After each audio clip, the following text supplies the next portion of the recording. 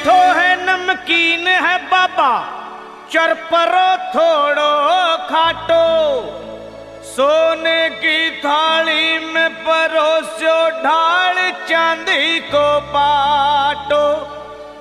वो टाबरिया मनुहार करे बाबा, देखूं थे कैया नाटो। हो भोग लगाओ शाम धनी रे म्हारा, और बाकी भगता ने बांटो। खाटू नरेश की जय।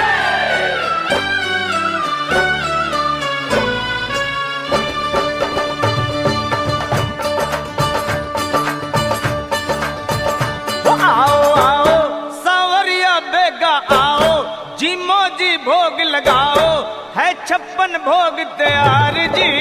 वो थारा टाबरिया करे मनोहार जी, थारा टाबरिया करे मनोहार जी। आओ आओ सांवरिया बेगा आओ, जिमो जी भोग लगाओ, है 56 भोग तैयार जी। वो थारा टाबरिया करे रे मनोहार जी, थारा टाबरिया करे मनोहार जी।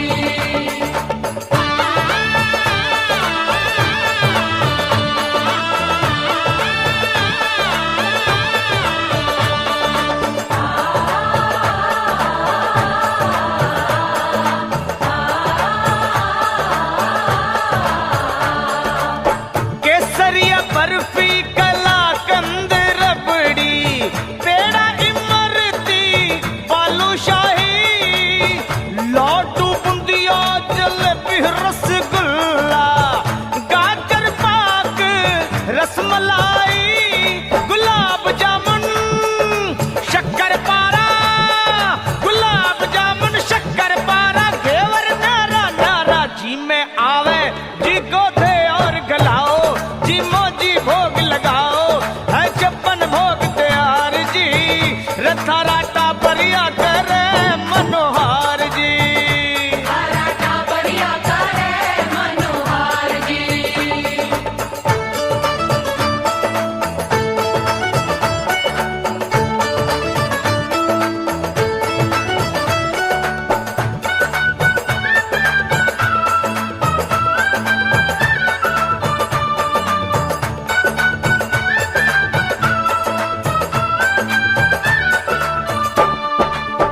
दाल मोठ पकौड़ी कचौड़ी, भुजिया पापड़ चीवड़ो, कड़ी राबड़ी सौग सौंगरी को, बाजरे तो बाबा खींचड़ो, रायते में जीरा को तड़को, रायते में जीरा को तड़को, पियो मार सबड़ को, साग गाजर की चटनी जे चाओ, जिमो जी भोग लगाओ, है 56 भोग तैयार जी।